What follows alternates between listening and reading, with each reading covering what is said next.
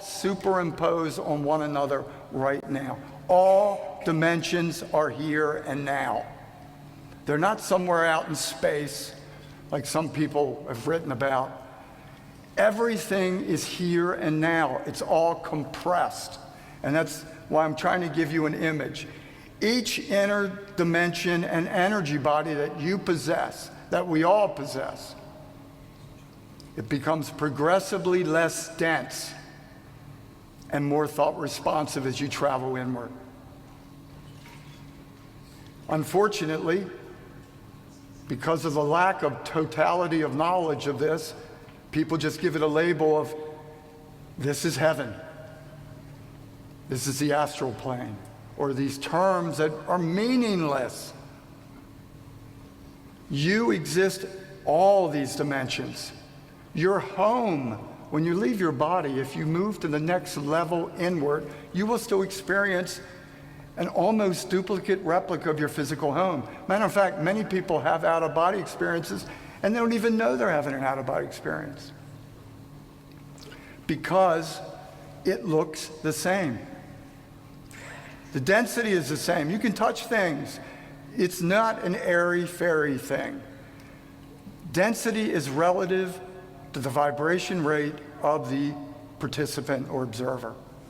Reality is determined by your personal density and frequency, because you are only going to perceive on that single level. I just wanted to give you an idea. Many of these realities are incredibly vast, populated beyond what you can imagine, populated by different kinds of life forms. I've experienced so many different kinds of life forms, I can't even begin to express it. I mean, I've seen and experienced some weird stuff. But after a while, it doesn't seem weird at all, because you realize we think we're the dominant species. I got news for you. We are not. We think we're the a big deal. No, we're not. This is just one, our bodies are one vehicle. There's countless vehicles of consciousness being employed throughout the universe. Each has their own benefit for the evolution of consciousness. There's all kinds of forms. And many of them are not humanoid at all. I write about this in some of my books.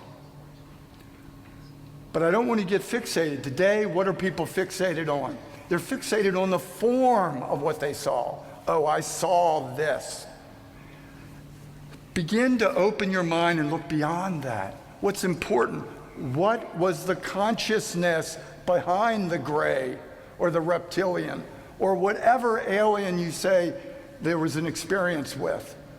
It's not the outer form that matters.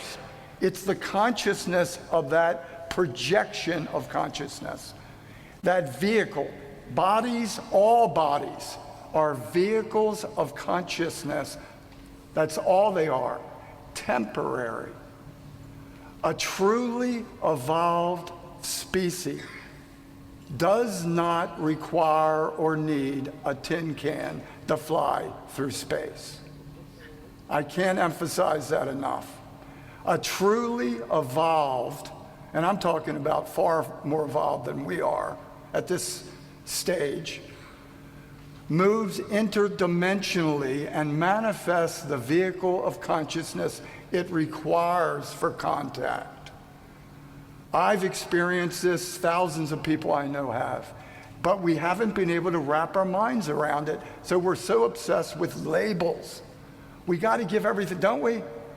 As a people, oh yeah, I saw gray.